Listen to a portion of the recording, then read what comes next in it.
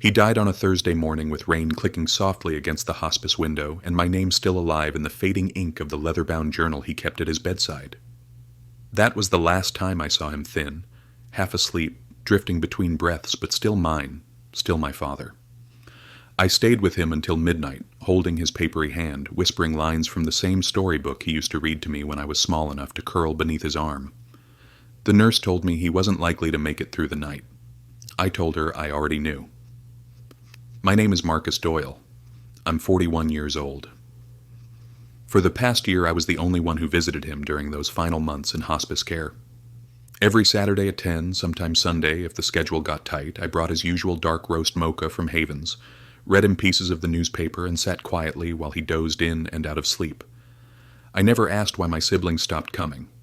I told myself to understand. They had reasons. Business trips. Lives to manage. Kids' recitals and committee meetings and frozen lasagna meals waiting in cluttered garages. But I kept showing up anyway. Never once asking for recognition. I learned how to read the machines, how to fold the blanket just right so it didn't scratch his legs. I answered when he forgot what year it was. I nodded when he called me by the wrong name. Most days he knew me. Some days he didn't. Still I came. He liked routine, even near the end. I imagined, maybe naively, that it counted. That showing up, staying late, clipping his fingernails, cleaning up when the nurses got overwhelmed, maybe that made a difference. Maybe love wasn't about what you got, but what you didn't expect in return. I hadn't even planned to go to the will reading. I assumed they'd call. I assumed, for once, my brother and sister might remember whose car was always parked outside Hospice Room 9 on Saturdays. I assumed wrong. I didn't get the call. They held the reading without me. No text, no email, no forward from the lawyer. Days passed after the funeral and still nothing. The same people who barely made it to the burial had found time to coordinate with legal counsel and carve up decades of legacy like it was just a corporate sale. I only found out when Dorothy Callahan, our old neighbor from 2 blocks down, phoned me from Florida. Her voice shook. "They thought I'd already spoken to you," she said. "It was just, I don't know, Marcus. Seemed strange. They hired a caterer. There was music." Music. At a will reading.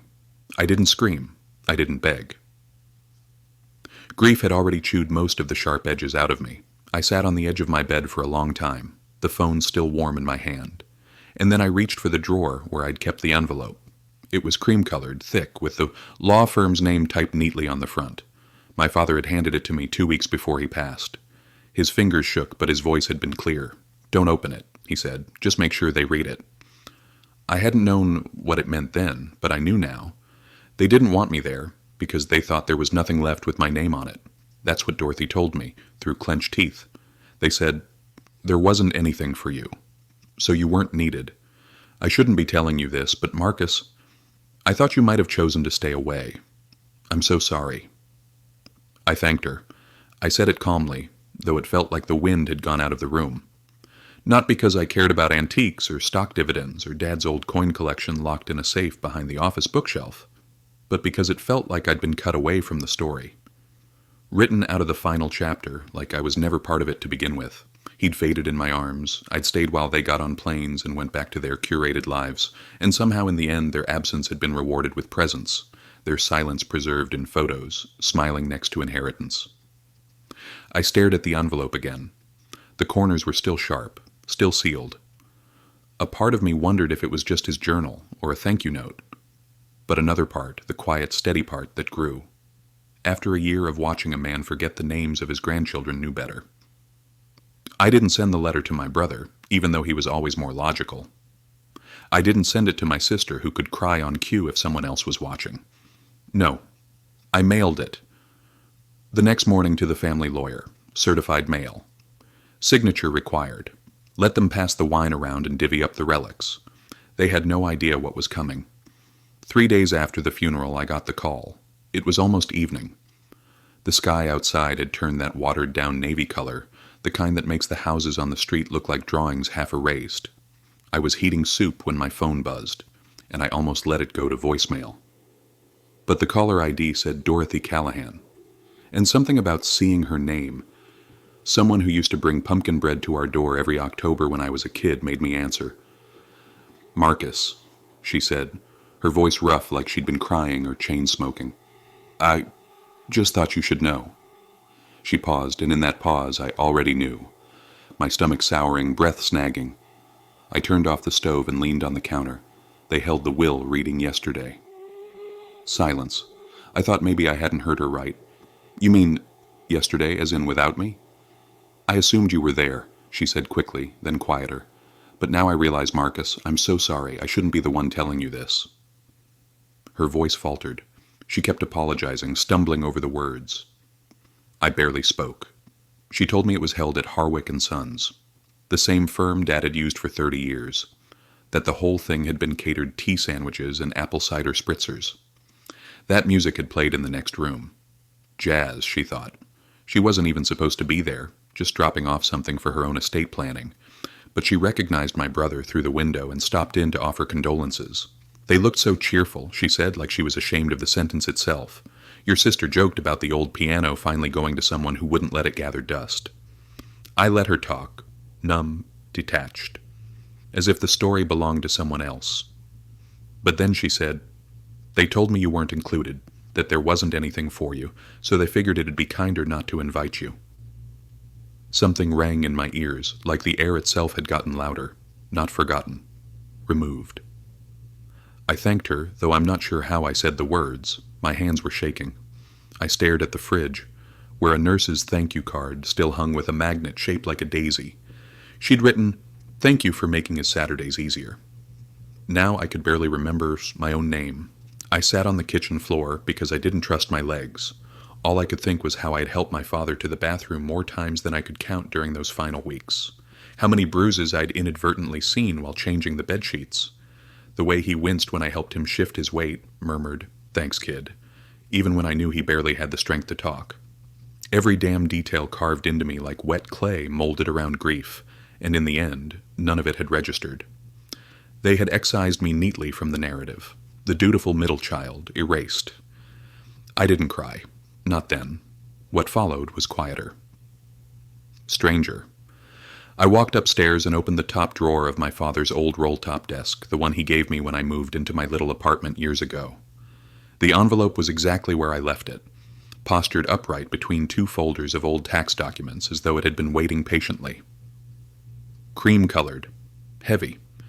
My name wasn't anywhere on it, but the law firm's address was typed on the front, and in the top right corner, where a return label might have gone, were 3 letters in black ink, just his initials, DJD. I sat on the edge of the bed, the envelope in my lap. I still hadn't opened it. Not because I was scared of disappointment, though that lingered a stray thought, buzzing like a gnat, but because a part of me knew this wasn't mine to read. Not directly, anyway. It wasn't meant for me, at least not first. He hadn't said much at the time he gave it to me, just that phrase, muttered in a tired whisper. "Don't open it. Just make sure they read it." I remembered his eyes when he said it. Wide, serious, as lucid as they'd been in weeks.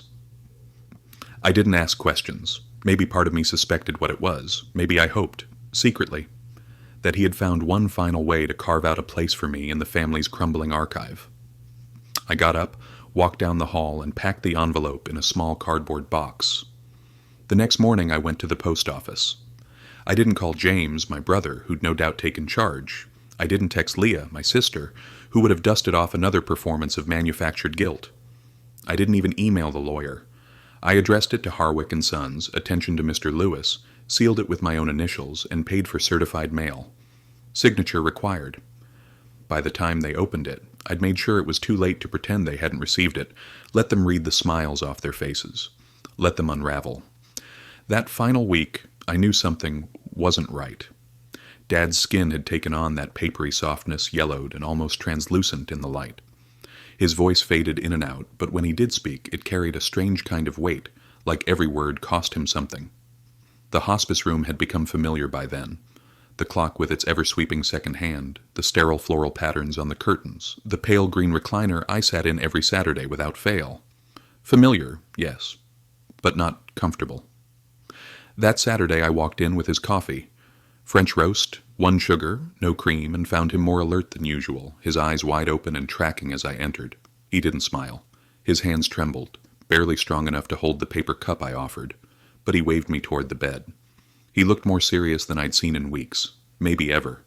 "They're going to leave you out," he murmured. Just like that. No preamble, no explanation. I blinked. "What?" "Your brother, your sister the lawyer might not either. But you listen. You make sure they read your letter. They'll try to ignore you again." He was tired, already drifting, but he looked clear, sharp despite the exhaustion. I didn't know what he meant. Not exactly. But he reached under the pillow like it had all been rehearsed, fingertips brushing around until they closed over a sealed envelope. Heavy, cream-colored, rough corners. The same envelope I would later find a second time, tucked away like backup plans inside my desk drawer. He held it out to me with a shaky hand. The writing on the front was in that looping script he'd perfected over decades, the kind he once used to sign client contracts back when he ran a commercial litigation firm, carefully drawn even now. "To Mr. Lewis Harwick and Sons," the envelope read. I hesitated. "What's in it?" He coughed, looked at me grimly. "Everything they don't want read." I didn't open it. Of course not. That wasn't the point. I kept it close at first because I thought it might just be some gesture, his way of softening whatever blow would be coming. I tried to tell myself he was confused, that his mind had blended fear and regret into a quiet little conspiracy theory. But I couldn't ignore how certain he'd looked, or what he'd said next, just as his eyes began to lose their focus. "It's all in there. They wanted things quiet." A pause, a rasp of breath. "I don't?" I sat beside him until he slept. The envelope balanced on my thigh like a fragile weight. He died 2 days later. I was there, holding his hand when it happened, watching the color leave him like ink draining from a sponge. The funeral was brief. Hollow James gave a speech that mentioned loyalty. Leah wept on cue. No one asked if I wanted to speak.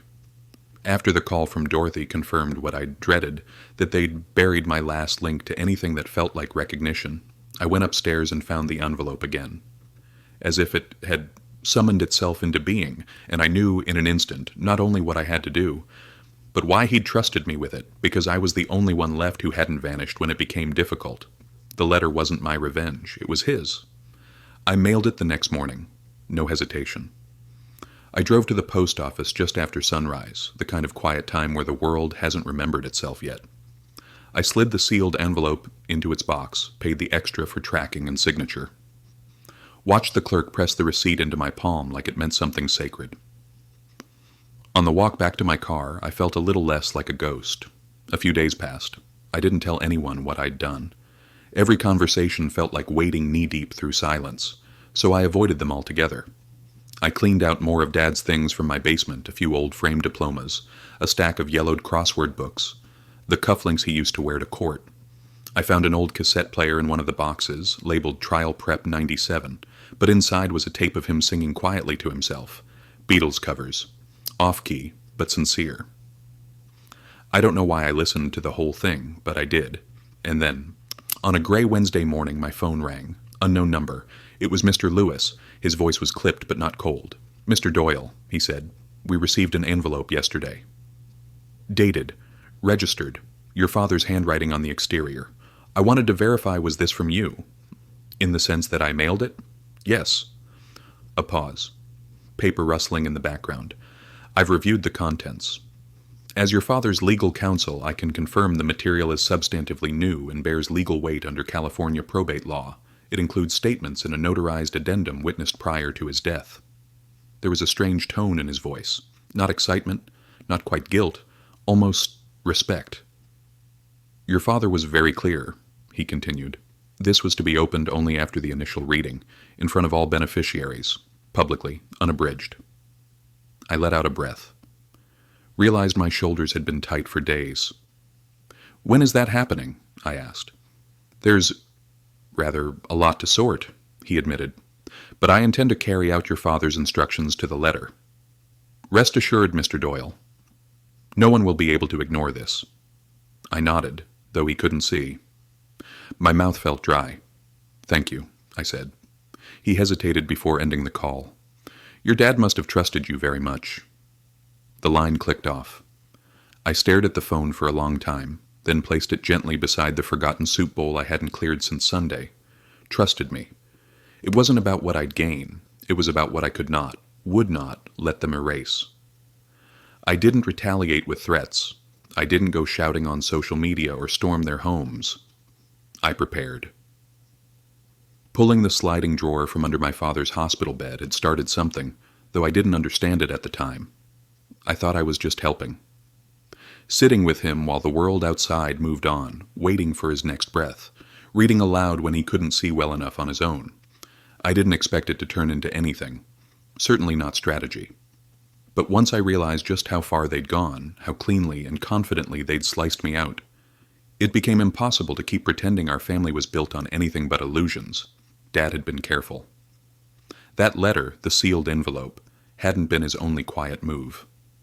Earlier, in what he must have known would be his final month, he'd asked me to help him get his paperwork in order.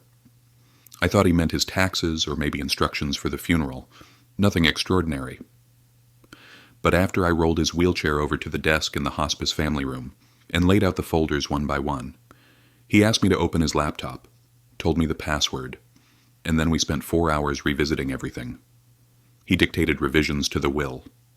Not the entire thing, just specific lines, specific people. His hands couldn't type anymore, so I wrote everything down and saved it in a password-protected document. Then I printed it, 3 copies. He signed them all, slow and crooked but legible. One went to Mr. Lewis, one stayed in the envelope. The third he tucked under the worn cushion of his reading chair back home, in case someone got smart and tried to pretend he never changed his mind. He had signed them in front of 2 witnesses, Elena, the palliative nurse with too much kindness in her eyes, and Carlton, one of the hospice administrators who remembered Dad from his courtroom days. They both dated and initialed, nodding almost reverently when Dad explained why it mattered. How one son came while the other 2 had vanished. How intentions had shifted. The legal documentation alone might not have been enough for a smooth update under probate, but that's where I came in. I gathered bank statements showing his cognitive function remained stable up until his final week. Letters he wrote to me dated, scrawled, sometimes rambling, always affectionate, served as further proof. I tracked down receipts showing he'd spent months adjusting the distribution with his financial advisor, parts of which hadn't yet been finalized while he was breathing, but had been carefully noted. Then I reached out to Elena again, asked if she'd be willing to go on record. She didn't hesitate. Apparently she'd been the one who encouraged him to speak plainly with me that last Saturday. Said he'd waited too long to have that talk. I made careful scans of everything. The notes, the dates, even a photo of Dad gesturing loosely toward the envelope while I sat nearby. It was a grainy image from the hospice hallway camera, time-stamped at 10:17 a.m., the morning he handed me the letter. I wasn't even aware the system had recorded it, until I requested access on a quiet Thursday, pretending it was part of a memory album I was making. The administrators were obliging. Grief opens doors more easily than anger. I stored it all on a flash drive. Then I encrypted the files and sent backup copies to Mr. Lewis. He'd requested no physical return visits until everything was ready. Too much red tape, he'd said, and too many opinions flying in from people who hadn't bothered to show up when the breathing was hard and the days were long. Meanwhile, James and Leah were out in the world, smiling over estate assessments, making lists of what furniture could be moved where and which antiques might bring in something if sold. I saw part of an email thread they forgot to remove me from. James said something about redecorating the cabin, stripping out the old ghosts. Leah laughed in her reply. She didn't even BCC me. Just typed it like I couldn't read. I didn't respond. I never did. Instead, I bought a binder, a plain black one. No labels. Inside, I placed every relevant document in plastic sleeves, a quiet file of truth. I dropped it off at Mr. Lewis's office with a simple note written in my father's handwriting. Open only after the initial reading. Prepare them for clarity. The secretary looked confused, but didn't ask questions. She placed it on the back counter, said Lewis was in a meeting, but she'd ensure he received it within the hour. Later that day, the phone rang again. This changes the stakes, Mr. Lewis said. I could hear the rustling of paper, the squeak of his office chair as he leaned forward, maybe to read something again. You'll be present this time. I didn't ask how they'd react. I already knew. They thought they'd buried every piece of me with Dad, but he'd been one step ahead. Not revenge, not manipulation, just fairness sewn back into the seams. I showed up for him, and now he'd shown up for me. They were already gathered in the conference room when I arrived. I wasn't late. Truthfully, I'd stood outside the glass doors for almost 7 minutes watching them. James swirling coffee in a mug he must have brought from home. Leah flipping through her phone with practiced boredom.